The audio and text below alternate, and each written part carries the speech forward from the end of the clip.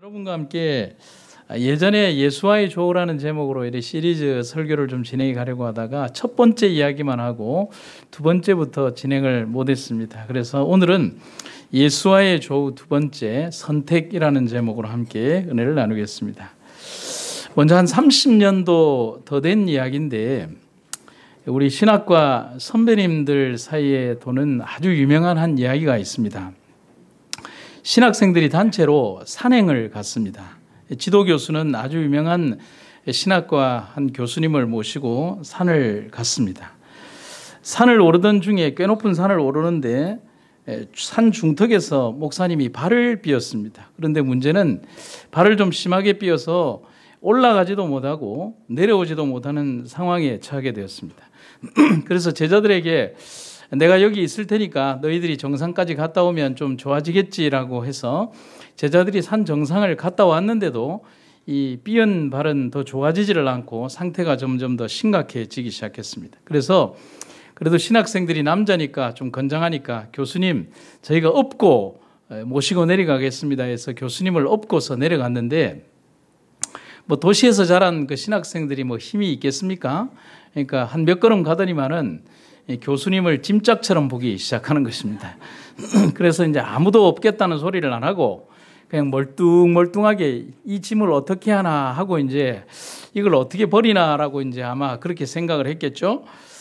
그래서 이제 큰 일인 거예요. 뭐 그때 당시에 뭐 산악 구조대가 잘 되어 있는 것도 아니고 핸드폰이 있던 그런 시절도 아닌데 한참을 어떻게 할지 모르고 신학생들이 이렇게 망연자실하게 또 교수님도 그렇게 하고 있는데 저기 산 위에서부터 스님 한 분이 내려오고 있는 거예요. 그래서 지나가던 스님이 쓱 지나가려고 하다가 또 신학생들이 또 스님한테 뭔가를 부탁하기도 좀 그렇잖아요. 그런데 지나가던 스님이 쓱 돌아보더니만은 무슨 애로사항이 계신지요? 라고 물어보는 겁니다. 그러니까 이러저러해서 뭐 이렇게 해서 우리가 모시고 내려가려고 했는데 저희들도 이렇게 되지 않아서 이렇게 있다고. 아니 뭐 그런 걸 가지고 그러냐고 그러더니만은 자기가 이제 지고 있는 스님들 이 배는 뭐 바루라고 합니까? 이 배낭 있지 않습니까? 이렇게 이제 회색으로 된 배낭을 신학생에게 툭 던지더니 이거 들고 오시오라고 하더니만은 그 교수님을 그냥 냅다 엎더니만은 그냥 가볍게 엎더니만은 산을 날다람쥐처럼 내려가기 시작하는 것입니다. 이 신학생들이 건장한 신학생들이 따라 내려가지도 못할 정도로 그냥 냅다 뛰기 시작하는 거예요. 아마 이 스님이 이제 산속 깊은 곳에서 이제 시주와 이제 이런 걸 하시면서 무거운 쌀을 쥐고 이제 하도 오르락 내리락 하다 보니까 그까이 거 사람 하나 정도는 뭐 아주 쉽게 나르기 시작한 것입니다. 근데 불과 한 30분 만에 그 산 아래에 있는 주차장까지 이 목사님을 모시고 내려온 겁니다. 이젠 이 교수님이나 신학생들이 너무 고마운데 어떻게 사례를 할 건가? 스님한테 시주를 할 건가? 그렇다고 빈손으로 보낼 건가? 근데 이제 교수님은 고민을 했죠. 돈이 아까운 게 아니라 이걸 어떻게 돈으로 표현하는 게 어떻게 할 수가 없는 거예요. 그래서 스님 보고 이렇게 가까이 오라고 하고 이제 목사님이 이렇게 돌 같은데 이렇게 돌짝밭에 이렇게 바위에 앉아 있으니까 스님 보고 가까이 와서 앉으라고 해놓고 목사님이 안수기도를 한 거예요. 스님 머리에 손을 얹고. 뭐 내용은 기억이 나지 않습니다만 뭐 하늘에 계신 우리 아버지 뭐 이렇게 스님을 축복하여 주시고 뭐 이런 거 아니겠습니까? 뭐 중생의 도를 잘 넓히도록 해주시고 뭐 이렇게 하면서 그 신학생들도 들으면서 야 대단하다 이러면서 이제 들으면서 이렇게 하고 나서 이제 근데 목사님이 정말 진심으로 이제 정말 우러나는 기도를 스님에게 한 거예요. 근데 스님도 땀을 뻘뻘 흘리면서 그거를 정말 기쁨으로 듣더니만은 제일 마지막에 예수님의 이름으로 기도드립니다라고 하니까 신학생들이 아멘 할 때 스님은 이제 나무 관세음보살 이렇게 하면서 이렇게 마무리가 된 거예요. 근데 그 뒤에 이제 스님이 떠나면서 그 목사님에게 이런 얘기를 했어요. 목사님, 제가 지금까지 받은 시주 중에서 가장 귀한 시주를 받았습니다. 라고 이제 그런 이제 아름다운 이별을 하고 떠나게 되었습니다. 저는 오늘 여러분들에게 그런 말씀을 드리고 싶습니다. 이 세상에서 가장 귀한 보물은 여러 가지가 있을 수 있겠죠. 뭐 몇 천만 원짜리 선물이 될 수도 있고 아주 수억이 나가는 보석이 될 수도 있겠고 또 값진 어떤 뭐 물건들이 될 수도 있겠고 그러니까 정말 값이 비싼 음식물들이 될 수도 있을 것입니다. 아마 오늘 처음 오신 분들에게는 교회에서 이렇게 화장지를 이렇게 선물로 드린 것 같습니다. 그런데 가장 귀한 선물은 무엇일까? 예수님께서 우리가 드릴 수 있는 가장 귀한 선물이고 보물이며 우리가 드릴 수 있는 가장 귀한 선물임을 여러분 잊지 말아 주시기를 간절히 바랍니다. 그저 여러분들을 초청해놓고 밥 한 끼의 밥과 그저 떡과 또 때로는 어떤 여러 가지들 것들을 준비해놓고 선물 몇 점을 드리면서 오십시오라고 한 게 아니라 정말 드리고 싶은 것은 이 말씀과 또 이 기별 속에 이 예배당 속에 존재하시는 또 여러분들의 삶 속에 존재하시는 그 예수님을 여러분들에게 소개해드리고 그 예수님의 아름다운 축복이 여러분들 가정에 함께 하시기를 간절히 바랍니다. 그래서 저희가 이곳에서 최고의 선물이신 예수님을 드리기를 원합니다. 이렇게 가득히 받아가시기를 간절히 바랍니다. 우리 교우님들은 가만히 있고 오늘 처음 오신 분들만 아멘 한번 해주시겠습니까? 받아가시기를 간절히 바랍니다. 아이고 예쁘게도 하십니다. 예.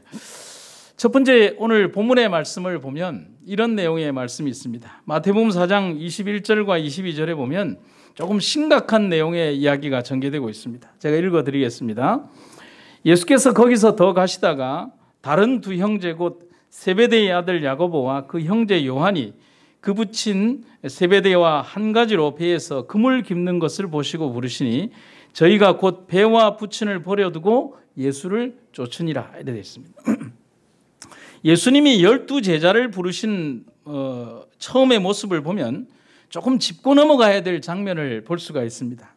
본문 오늘 읽는 이 본문 바로 위에 보면 갈릴리에서 베드로와 안드레 형제를 불렀을 때 그 형제는 배를 버리고 예수님을 따랐다라고 되어 있고 지금 이 세베대의 아들 야고보와 요한은 배와 아버지를 버려두고 예수님을 쫓았다라고 기록이 되어 있습니다. 여러분 이 광경이 그렇게 우리 삶에서 드러날 수 있는 그렇게 편한 광경은 아니에요. 그렇죠? 뭐냐면 내 삶의 모든 것들을 버리고 또 내가 복량해야 되는 부친을 버려두고 떠났다라고 하는 것이죠. 그래서 어떤 신학자는 이야기하기를 좀 재밌게 번역을 하기를 이렇게 얘기를 했습니다. 이때 당시에 베드로와 그 형제들의 나이가 약 40 전후라고 합니다. 그리고 30 후반부터 40 전후라고 한다면 우리 인생의 나이에서 가장 역동적인 일을 할 때고 또 부양 가족들이 가장 많이 뭔가 교육비나 이런 일들이 많이 들 때입니다. 그런데 이들이 예수님을 쫓아갈 때 아무도 그 집들 가족들이나 부인들이 말렸다는 기록이 성경에 없잖아요.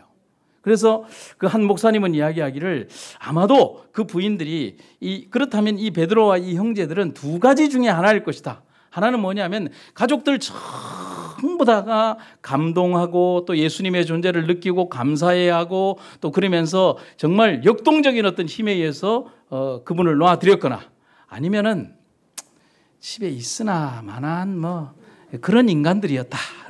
왜냐하면 40대의 아버지가 집 나간다라고 하면 여러분 동의하시겠습니까? 아니죠? 네. 아무도 그런 사람이 없어요. 왜냐하면 그때는 굉장히 일을 많이 해야 되기 때문에. 그런데 과연 옳은 행동일까? 또 직업을 버리고 부양해야 할 아버지를 버리는 모습이 과연 옳은 일일까?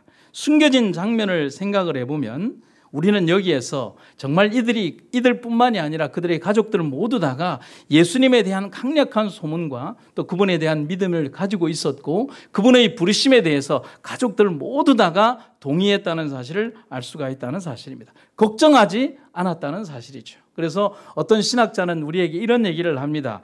예수님께 완전히 그리고 기꺼이 붙들린 사람은 절대로 잘못된 선택을 할 수 없다. 왜냐하면 그가 예수님 안에서 내린 선택은 어떤 것이든지 올바르기 때문이다. 아멘입니까? 오늘 우리가 예수님을 바라보고 우리의 표준과 기준점이 되시는 그분과 함께 생활한다면 그분은 우리를 절대로 나쁜 곳으로 이끌어 가지 않으신다는 사실이죠.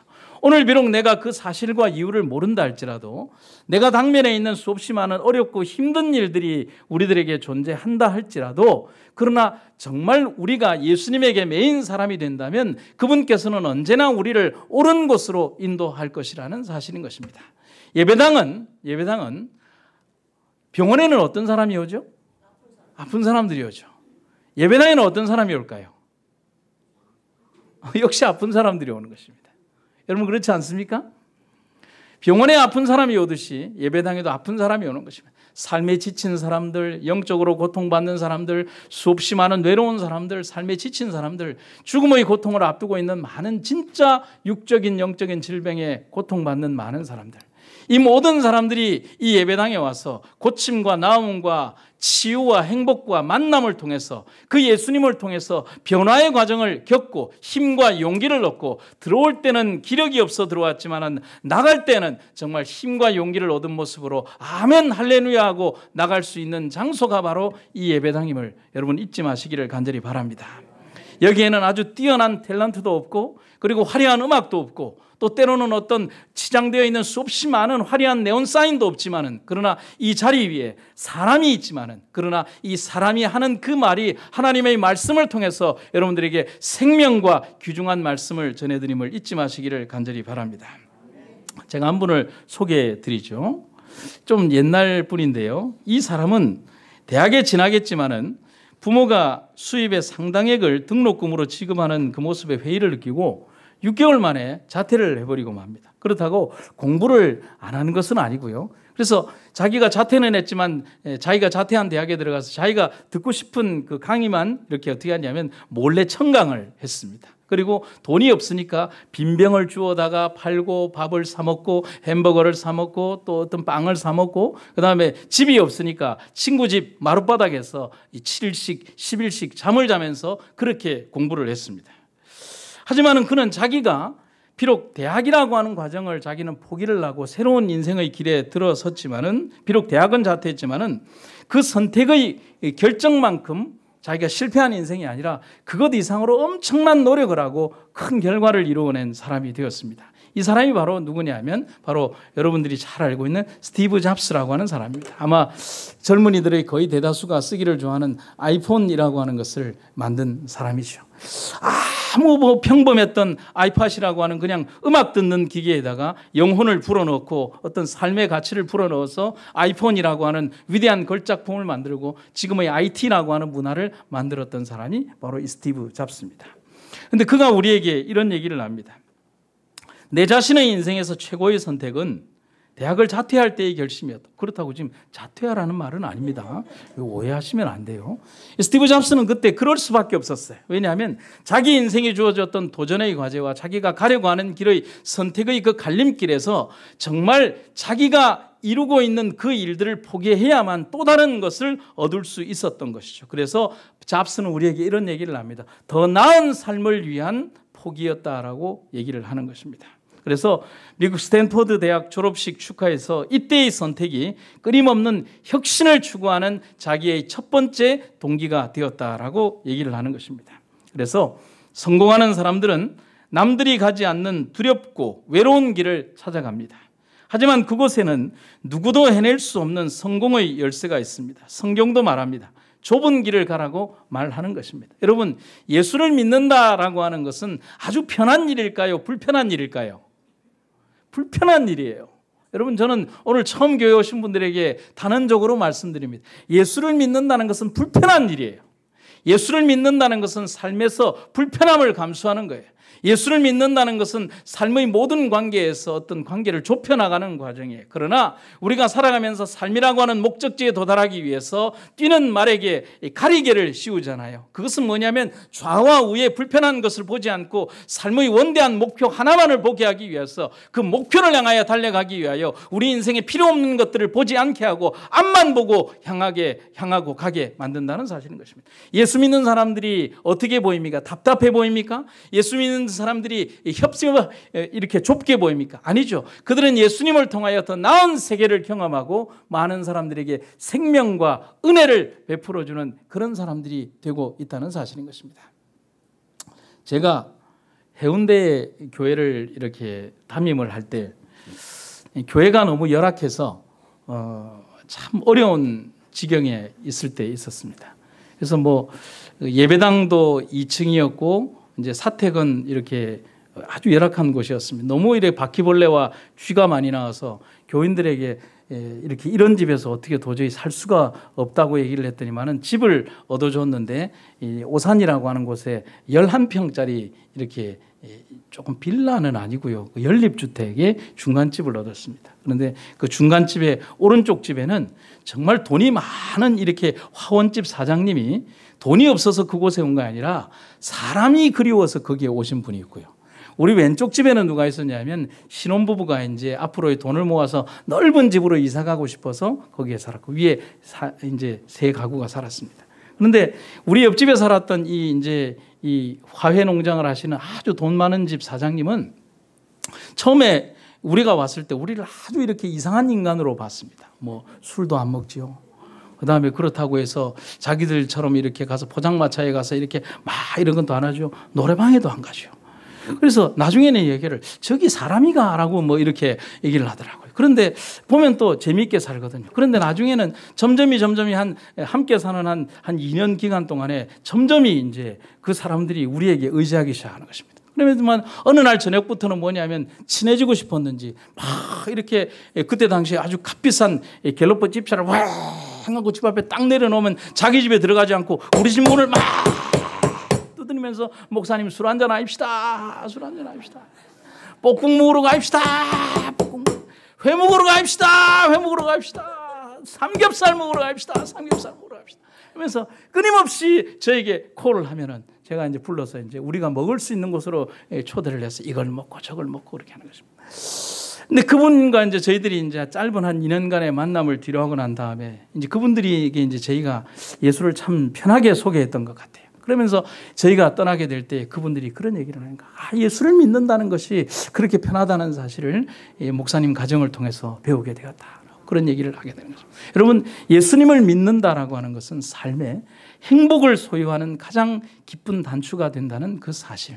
세상에 많은 즐거움들이 있지만 예수님을 믿는 것만큼 즐거운 삶은 없다는 사실을 여기 오신 모든 분들이 기억해 주시기를 간절히 바랍니다. 그래서 베즈라고 하는 신학자는 우리에게 이런 얘기를 합니다. 당신이 어떻게 죽을 것인가, 또 언제 죽을 것인가에 대해서 선택이 주어지지 않을는지 모른다.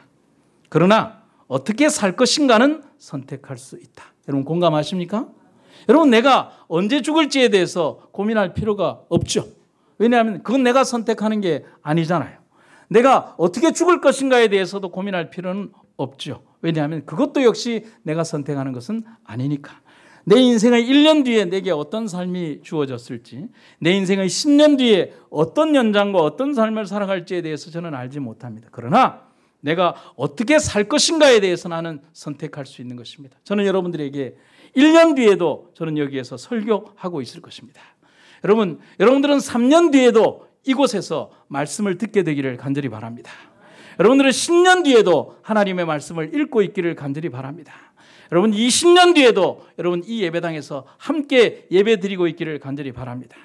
그리고 우리가 기약할 수 없는 먼 시간의 그 너머에서 예수님이 오신 그날 이 자리에 있는 모든 사람들과 여러분들을 사랑하는 모든 사람들이 이 땅이 아닌 하늘나라에서 영원한 생명의 소망을 가지시게 되기를 간절히 바랍니다.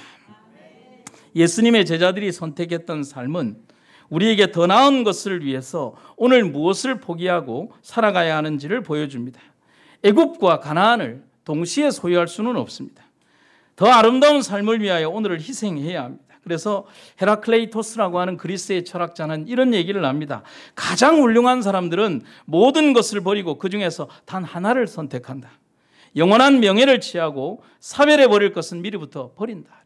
여러분 영원한 것이란 성경이 우리에게 주시는 영원한 생명의 말씀을 우리에게 주신다는 사실인 것입니다. 저는 병동과 이곳을 돌아다니면서 연세가 많으신 우리의 어머니들, 우리의 할머니들에게 그런 얘기를 합니다. 어머니, 우리가 살아왔던 인생의 그 깊은 시간들이 어제 하루가 지나간 것처럼 주마등처럼 지나갔죠.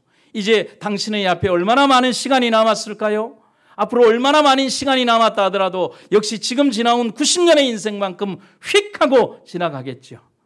그러니까 그 어머니들이, 예수님을 다 믿는 어머니들이 그렇지라고, 어제도 그랬어요. 그렇지. 그렇다면 어머니, 저 문 밖으로 나가려면 우리는 어디를 통과해야 됩니까? 문을 통과해야 되지. 그렇죠. 그 문을 통과하기 위해 그 문 되시는 예수님을 붙잡고 그 문을 통과하도록 제가 기도해 드릴게요. 아멘입니까? 그래서 어제 한 분이 침례를 받았어요.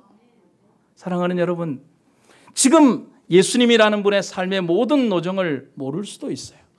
예수님이라는 분이 여러분들의 삶의 어떤 분인지 모를 수도 있어요. 그러나 여러분들의 인생이 영원하다라고 생각하십니까? 여러분들의 인생의 모든 과정이 휙 하고 뒤를 한번 돌아봤더니 60년의 인생이 지나간 우리의 삶, 남은 것은 지나가는 흔적밖에 없고 과거의 기억밖에 없으며 그 흑백 사진 속에 있는 정지된 그림밖에 없는 우리네 인생의 삶을 생각한다면 우리는 다가올 시간을 더 많이 준비하고 살아가야 된다라고 말씀드리고 싶은 것입니다. 오늘 여러분과 제가 그렇게 되시기를 간절히 바랍니다. 대구에서 목회를 할 때 꽤 멀리서 오는 이렇게 수염이 이렇게 긴 할아버지 한 분이 있었어요. 굉장히 점잖은 분인데 제가 그 집에 방문을 가야 되겠다라고 하니까 집사님들이 다 방문 좋아하시는 집사님들이 다 방문을 안 따라오는 거예요. 우리 그 할아버지한테 방문 갑시다라고 하니까 오늘 뭐 집에 뭐 김장도 해야 되고 뭐 빨래도 해야 되고 뭐 별 이상한 핑계를 대면서 그 할아버지 집 방문을 안 따라오려고 하는 거예요. 그래서 어느 날 제가 머리를 써가지고 방문 갑시다라고 어느 집이라고 얘기 안 하고 그 집으로 가버렸어요. 그러니까 집사님들이 쏘갔다는 눈빛이 이제 보이죠. 근데 이제 그 집 앞에 딱 가서는 뭐냐면 집사님들이 뭐냐면 우리는 밖에 있을 테니까 목사님 들어가라고 하더라고요. 그건 또 제가 또 당했어요. 근데 문제는 뭐냐면 대문을 열고 나서야 왜 그러는지를 알았죠. 왜냐하면 여러분 이제 옛날 집 뭐 한 3, 40년 된 옛날 그 가옥 있잖아요. 한 20평도 안 되는 옛날 집인데 대문 이렇게 낮은 철대문 아시죠? 그 문을 딱 열면 이제 마당을 지나서 집이 보여야 되는데 문을 딱 열었는데 길이 없어요. 어떻게 들어가나 이렇게 보니까 전부 다 거기에 뭐가 있냐면 여러분 TV에 보시면 쓰레기집이라고 아시죠? 예, 그런 쓰레기들인데 이 할아버지는 그런데 쓰레기를 그래도 정리정돈을 잘 해놨어요. 그 다음에 뭐 페트병은 이쪽에 허리띠 한 100개는 이쪽에 뭐 그 다음에 뭐 신문지는 이만큼 뭐 이렇게 해서 그래도 이제 가만히 보니까 이제 이 사람 발 하나가 밟을 정도의 그 공간은 남겨놨더라고요. 그래서 이제 그거를 밟고 해서 방에 들어가니까 방 안에 들어가니까 잘 살아요. 전기 매트가 한 6개 이렇게 깔려 있고요. 전기는 안 들어와요. 네. 그다음에 이제 한겨울인데도 창문이 이렇게 열려 있어요. 왜 열려 있냐 그러니까 이 할아버지의 옛날 기억 속에 아마 그때부터 정신적으로 이상하게 되신 자식이 죽고 난 다음에 이제 따뜻한 방에서 잘 수 없다는 그 죄책감 때문에 창문에 유리를 하지 않으시고 그 추운 대구의 날씨에 이제 주무시는 거예요. 그게 아마 정신적으로 그렇게 되신 것 같아요. 방 안에 들어가니까 책들이 빼곡하게 쌓여있고 몇 년 동안 치우지 않으니까 이렇게 사람이 앉을 수 없는데 그래도 신발 벗고 들어오라 그래서 또 신발을 벗고 들어가니까 갔다 오니까 저를 보고 어디 갔다 왔냐고 혼만 났죠. 그러니까 이 설명은 할 수 없는 그런 집이죠.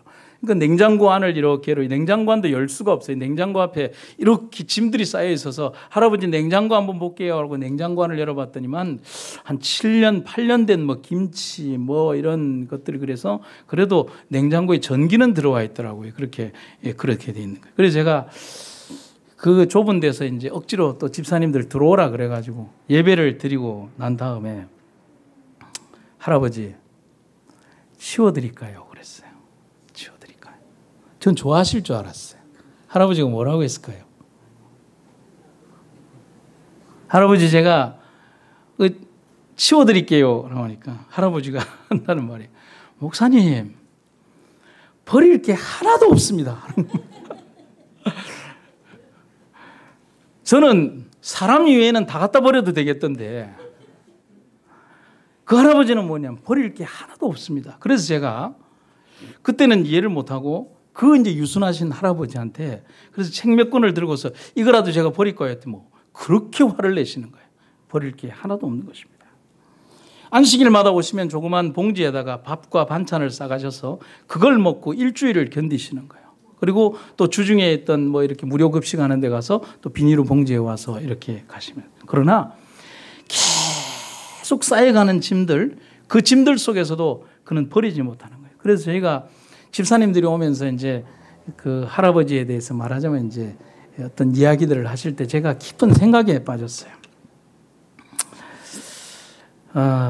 하지만 어떻게 돌아보면 우리도 양의 차이만 있을 뿐 그 할아버지나 저나 별반 차이가 없다는 사실을 느끼게 되었어요. 세월의 깊이만큼 쌓인 오래된 쓸모없는 것들을 우리 역시도 버리지 못하고 사는 것입니다. 물건뿐이겠습니까? 그 할아버지는 물건을 버리지 않지만은 우리는 마음속에 더러운 것을 못 버리고 사는 거예요. 그건 솔직히 우리가 고백해야 되는 거예요. 내 마음속 더러운 찌꺼기와 모순된 삶의 모든 쓰레기들, 그 모든 것들을 내 눈에만 쓸모있는 것처럼 생각되어서 버리지 못하고 살아가는, 할아버지가 못 버리는 이유가 뭔지 알아요? 자기 눈에는 다 쓸모있는 거예요. 10년이건 20년이건 지나면 다 쓸모있는 물건들이에요.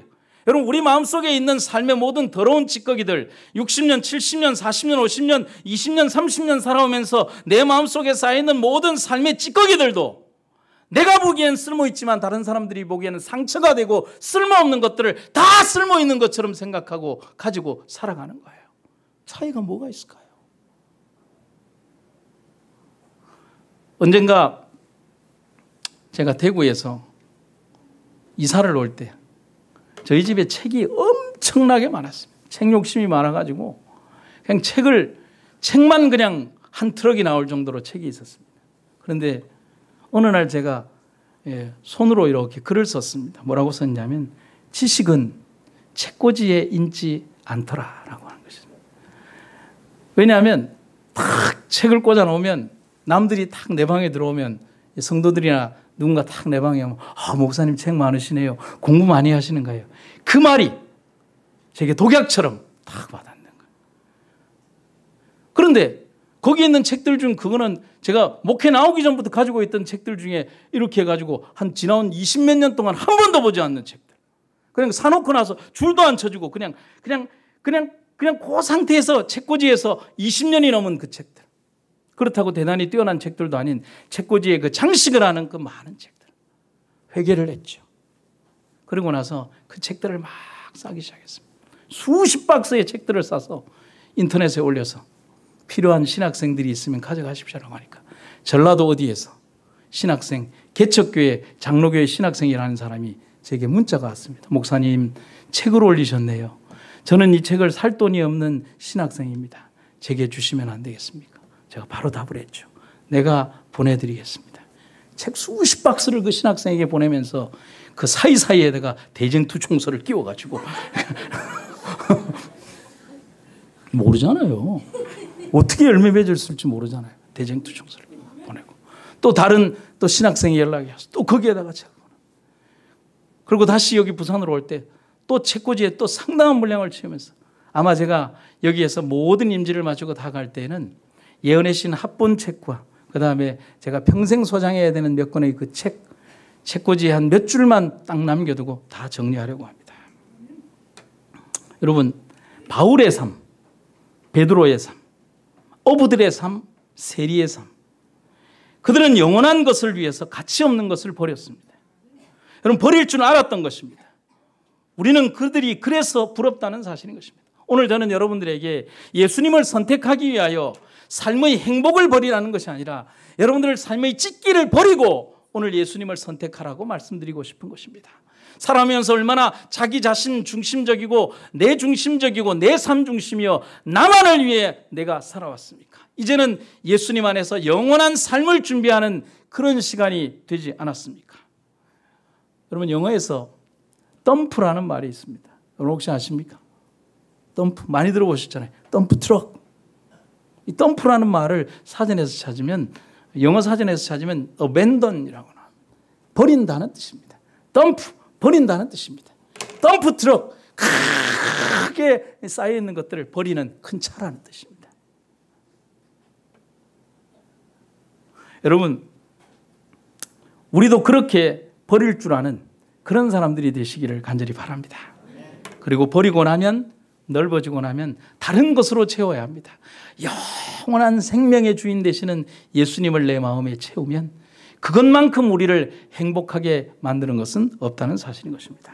예수님의 제자들은 전혀 다른 삶, 전혀 다른 선택, 전혀 다른 인생을 선택했습니다.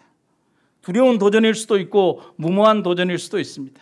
하지만 중요한 것은 그 선택이 하나님 안에서의 선택이라면 절대로 두려워할 필요가 없다는 사실인 것입니다. 성경은 바로 그런 희망의 메시지를 우리에게 전달해 주고 있다는 사실인 것입니다. 두 번째는 버려야 얻을 수 있습니다. 어부에게 배는 전부 다입니다. 여러분들에게 인생의 전부 다는 뭐죠? 우리 저기 집사님한테 인생의 전부 다는 유호입니까? 아니라고 그러면 안 되는데. 자, 유호에게 전부 다죠? 대답을 잘해라. 어부에게 배는 전부 다입니다. 우리 신장로님에게 물어보면 박미숙 바로 튀어나옵니다. 이렇게 돼야 됩니다. 그래서 안 묻습니다. 그물이 그렇습니다. 그리고 사람에게 아버지와 곧 가족은 존재의 이유죠. 우리가 직업을 가지는 이유는, 직장이 힘들어도 참는 이유는, 삶에서 모욕과 굴욕이 있어도 참는 이유, 직장이 더럽고 힘들어도 참는 이유는, 참아야 되는 이유는, 그것은 가족에게 따뜻한 집을 주고 배고픔을 해결해 주고 그들의 미래를 위한 돈을 벌 수 있는 장소가 직업이기 때문에, 그 이유 때문에 참는다는 사실이죠. 그런데 지금 부름을 받은 예수님의 제자들은 그 가장 중요한 두 가지를 버렸다라고 얘기를 하고 있습니다. 그들 인생의 전부인 그물과 배를 버렸습니다.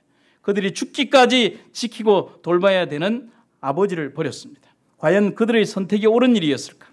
우리는 여기에서 잠깐 고민하지 않을 수 없습니다. 하지만 그 고민은 잠깐이면 됩니다. 이 말을 떠올려 보면 됩니다. 버리지 않으면 얻을 수 없다. 하나님께서 오늘 우리들의 삶에 있어서 가장 아름다운 것들을 채워주시기를 원한다는 사실이죠. 역사의 가장 위대한 왕이라고 하는 알렉산더 대왕은 25살에 시작한 정복전쟁을 33살이라는 짧은 나이에 정복전쟁을 마치면서 전 세계를 뛰고 달리면서 세계를 다 정복했던 위대한 왕입니다. 그런데 알렉산더의 정복전쟁의 역사에서 가장 위대한 역사는 뭐냐면, 이 과거에서는 이 군인들이 전쟁터에서 이기면 많은 전리품들을 가지고 그 다음 전쟁터로 움직이게 됩니다. 그러면 여러분, 이미 배부른 사람은 그 다음 것에 대한 욕구가 없죠. 그래서 알렉산더는 어떻게 하냐면 이 전쟁터에서 이기면 모든 전리품들을 그 광장 중앙에 다 가져다 놓고 불을 질러버립니다. 그리고 그 다음 전쟁터로 가게 합니다. 왜냐하면 거기에서 이겨야 너희들의 부를 얻을 수 있다는 것이죠. 또 불태워버리는 것입니다. 그렇게 했기 때문에 그는 다음의 목표를 내다보면서 그들에게 영원한 숙제를 주었다는 사실인 것입니다. 지금 당장 보기에는 그들의 선택이 무모하고 무책임한 선택처럼 보이지만 성경은 우리에게 답을 준다는 사실입니다. 바로 이 말이죠. 공중에 나는 새를 보라. 심지도 않고 거두지도 않고 창고에 모아 들이지도 아니하되 너희 천부께서 기르시나니 너희는 이것들보다 귀하지 아니하냐. 여러분 아멘입니까? 여러분 여기에 보면 밑에 우리 강진경 장로님의 사진임을 제가 표시하고 허락을 구하고 이렇게 올려놨습니다. 두 번째는 너희는 무엇을 먹을까 무엇을 마실까 하여 구하지 말며 근심하지도 마라. 너희 아버지께서 이런 것이 너희에게 있어야 할 줄을 아시느니라. 여러분 성경은 지켜주신다는 하나님의 약속으로 가득한 책이 성경이라는 사실입니다. 범죄한 인간의 취약한 모습을 가리워 주시고 우리의 모나고 더러운 것들을 가리워 주시고 우리의 외롭고 모든 것들을 가리워 주시면서 우리와 함께 하신다는 약속이 성경의 약속임을 여러분과 제가 잊지 마시기를 간절히 바랍니다. 어떤 노인이 탄 자동차에 이런 스티커가 붙어 있었습니다. 뭐 영어인데 제가 번역을 해드리도록 했어요. Retired, no worry, no hurry, no fun, no boss. 무슨 말이냐면 이제 외국 사람들은 차에다가 이런 걸 잘 붙인다고 하죠. 은퇴했음, retired. No worry, 걱정할 필요 없음.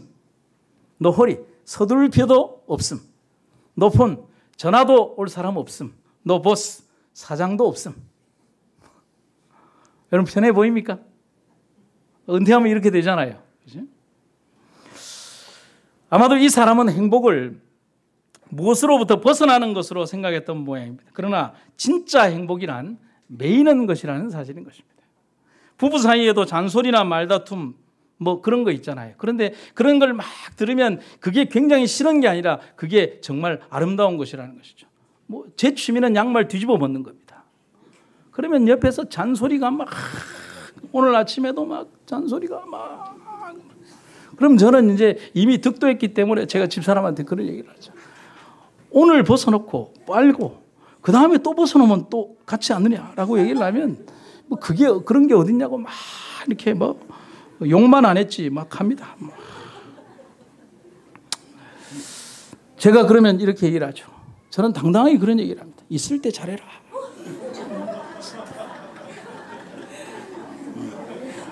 있을 때 잘해라. 그럼 집사람 그럽니다. 너나 잘해라. 고상해 보이는 뒷면에 아주 표독스러운 어떤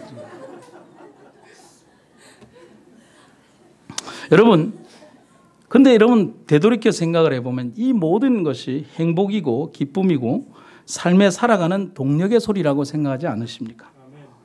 여러분 살아가면서 누군가에게 잔소리할 일이 없고 잔소리를 들을 일이 없는 그런 시간이 오죠. 배우자의 떠남, 가족의 떠남이 오면 누군가 나에게 특별한 일이 없는 이상 나를 찾아오는 이가 없는 혼자만의 세상이 되어버린 그 시점이 되었을 때 하루에 20시간의 이상을 나 혼자만의 공간 속에 있으면서 누구도 나를 방문해 주지 않는 혼자만의 삶을 살아갈 때 양말에 대하여 잔소리를 할 그 누군가가 있고 더럽게 어지르는 사람이 있는 그 매임이 얼마나 우리에게 행복을 주었던 시간인가를 여기에 계신 많은 어머니들은 아시잖아요. 그게 행복임을 말입니다. 내가 매여 있다는 사실이 나를 존재감이 있게 만든다는 사실입니다. 사람들은 말합니다. 부담감 없이 살고 싶다고. 부담 없이 교회를 다니고 싶다고. 아마 여러분 여기에도 아마 여기 교회를 오늘 오시면서 우리 집사님들이 야 아무 부담 갖지 말고 교회 오라고 얘기했을 거예요. 아니요. 교회는 부담 있게 오는 거예요. 삶에 주어진 부담감과 책임감이 우리를 일하게 하고 성장시킨다는 엄연한 사실을 잊지 말아야 합니다. 교회를 부담감과 책임감이 있게 다녀야 하는 것입니다. 여러분 거룩한 부담감, 거룩한 책임감이 오늘 나를 교회를 다니게 하고 일을 하게 하고 부양하게 하고 또 다른 삶에 살아가게 만들고 죽지 않게 만들고 우리를 존재하게 만든다는 사실인 것입니다. 여러분 여기 사진 한 장 보여드릴까요? 아마 이 사진은 특별한 사진이 아니라 오늘 동대신동 어디가에 가다 보면 보이는 아무 어떤 그 할머니 할아버지들의 폐지 줍는 사진입니다. 그래서 제가 이렇게 생각을 했어요. 무엇이 이 노인들을 일하게 만드는가? 80, 90 노인. 제가 며칠 전에 탐마트 앞으로 지나가는데 할머니 한 분이 탐마트 밑에 그 저기 돌 이렇게 쌓아놓은 화단 옆에 한 분이 이렇게 누워서 쓰러져 있는 거예요. 그래서 제가 놀래가지고 할머니하고 이렇게 끌어안으니까 아이고 누가 자는데 누가 나를 깨우나 그래서 너무 놀래가지고 제가 할머니 여기서 주무십니까? 그러니까 보면 모르나 폐지 줍다가 힘들어서 자고 있는 거라고 그러는 거예요. 할머니 참 그렇게 제가 가슴을 철렁했던 그런 사건이에요. 무엇이 이 노인들을 일하게 하는가? 여러분 삶이 주는 부담감이죠. 자신의 생계를 위해서 폐지를 줄 수도 있고 혹은 먹여 살려야 될 자기가 일하지 않으면 안 되는 하루에 2,000원, 3,000원이라도 벌어서 먹여 살려야 될 손자 혹은 거동 못하는 남편이 있을 수도 있고요. 그리고 아픈 아들이 있을 수도 있는 것입니다. 여러분 부담감이 없다면 그런 모든 존재들을 버리면 되지만 그 부담감이 오늘의 80, 90의 노인네에게 폐지를 줍게 하고 삶의 일터에서 일하게 만드는 것이죠. 그 부담감이 오늘의 우리를 살리고 있는 것이죠. 여러분 그들 예수님의 제자들은 자유에서 속박을 선택했습니다. 사랑의 구속을 선택했다는 사실이죠. 오늘 저는 여러분들에게 오늘 이 자리에 오신 그 첫 발걸음뿐만 아니라 앞으로도 여러분들의 삶에서 그 거룩한 부담감을 가지고 오늘 이 예배당을 한번 다시 오시기를 간절히 바랍니다. 그 부담감이 오늘 여러분들에게 영원한 생명과 은혜를 줄 것이고 여러분들의 삶을 행복하게 만들어 줄 것이라는 사실인 것입니다. 오늘 여러분과 나도 예수님의 만남을 통해서 그런 선택의 사람들이 되기를 간절히 바랍니다. 제가 짧은 이야기 하나를 들려드리고 말씀을 마치겠습니다. 아주 오래전 한 사람의 이야기입니다. 태어나면서부터 난쟁이로 태어나서 불행한 인생을 사는 어린 한 소년이 있었습니다. 너무 가난했기 때문에 할 것도 없고 또 그 아이를 위해서 교육시켜 줄 수도 없었기 때문에 부모님이 이 아이를 서커스단에 팔아버렸습니다. 그렇게 어린 시절을 이 서커트산에서 성장한 광대에게 어느 날 수도사가 찾아왔습니다. 그 수도사는 갑자기 이제 이 광대에게, 곱추 광대에게 수도사가 되십시오라고 얘기합니다.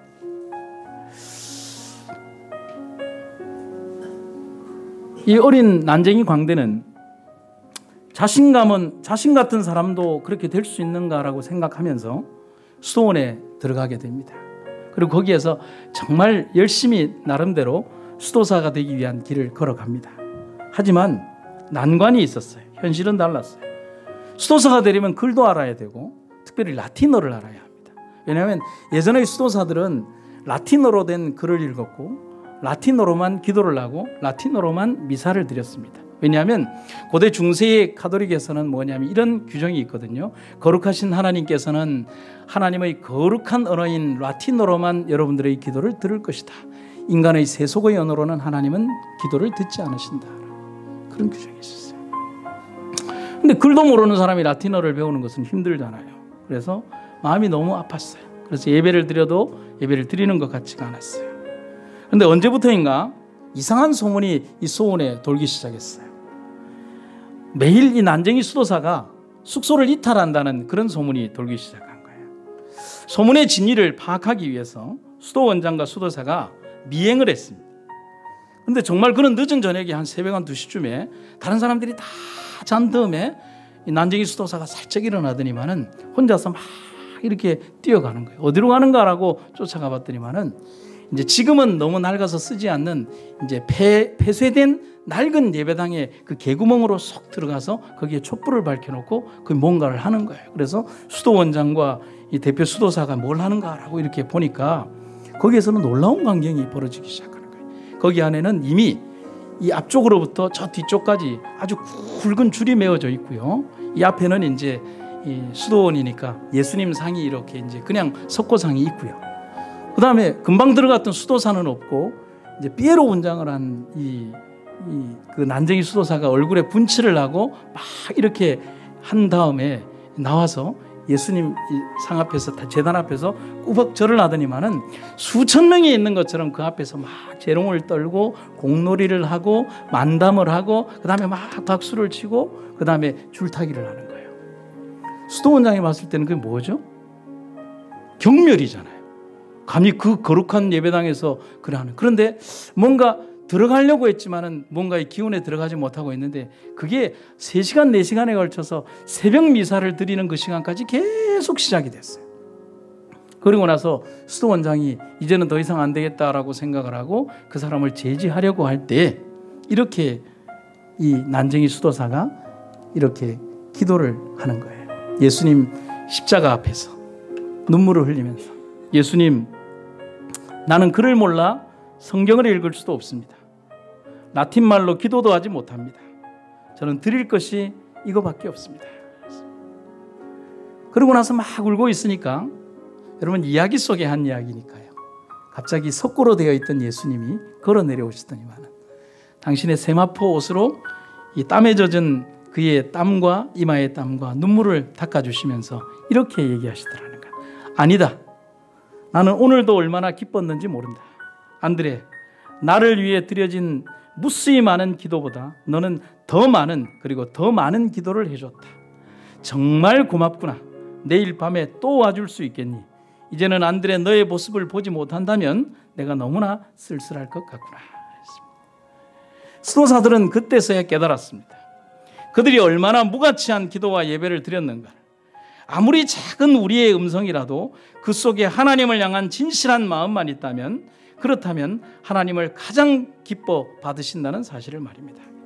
사람들은 잘 안다고 말하지만 모릅니다. 그때의 바리새인들이 그랬습니다. 지금의 우리도 그렇습니다. 사람들은 적어도 자신이 믿음이 있노라고 말합니다. 그때의 사람들이 그랬습니다. 하지만 불행히도 아닙니다. 진실함으로 하나님을 선택할 수 있는 사람이 아니라면 아무도 예수님을 아는 것이 아닙니다. 명예와 직위와 욕심과 겸손한 척 가리운 가식과 이기심, 그리고 위선 속에 가리워진 부끄러운 자상, 모든 것을 버려야만 예수님을 찾을 수 있는 것입니다. 디모데 크루소라고 하는 사람은 우리에게 이런 얘기를 합니다. 하나님에게 영원히 약속된 사람은 영원히 버림받을 수 없다. 오늘 여기에 계신 모든 분들을 예수님의 앞으로 다 초대합니다. 그리고 여러분들의 마음과 여러분들의 삶을 예수님께서 받아주실 것입니다. 여러분들의 생애에서 하나님과 함께 영원한 삶을 이어가는 여러분과 제가 되기를 간절히 바랍니다.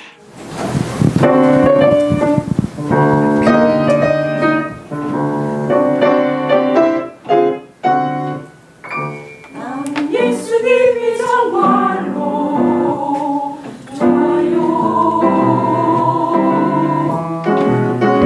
지고 흔드는 그 모습에 난 반했어요. 우리 아빠보다 어리석도 많고요. 우리 형아보다 기도 훨씬 크지요. 나는 예수님이 정말로 좋아요. 하늘을 건너가 사줬던 도시가 그 안에 물고기와 보리떡이 있었죠. 한등보 아저씨가 내게로 다가와 예수님께 모두 드리자. 말했어요. 지하고 구는 눈동자의 고든 것 부드럽고 쫄깃쫄깃한 보리떡 조금은 망설였지만 예수님께 드리니 5,000명이 먹고 남았어요. 나는 예수님이 정말로 좋아요. 예수님이 정말 좋아. 지고 든든한 그 모습에 난 반했어요. 그 모습에 반했어요. 우리 엄마보다 훨씬 날씬하고요. 우리 누나보다 눈도 훨씬 크지요. 나는 예수님이 정말로 좋아요. 언젠간 예수님께 달려가서 안겨는 게 그땐 뭐 아저씨가 하지 말라고 못했죠. 그러자 예수님은 나를 다시 안으시며 이렇게 말씀하셨어요. 천국은 나와 같은 어린이의 마음을 가진 사람만이 들어갈 수 있다고. 그렇다면 나는 천국에서 예수님과 진실한 친구가 되네요. 나는 예수님이 정말로 좋아요. 예수님이 정말 좋아. 지고 든든한 그 모습에 난 반했어요. 그 모습에 반했어요.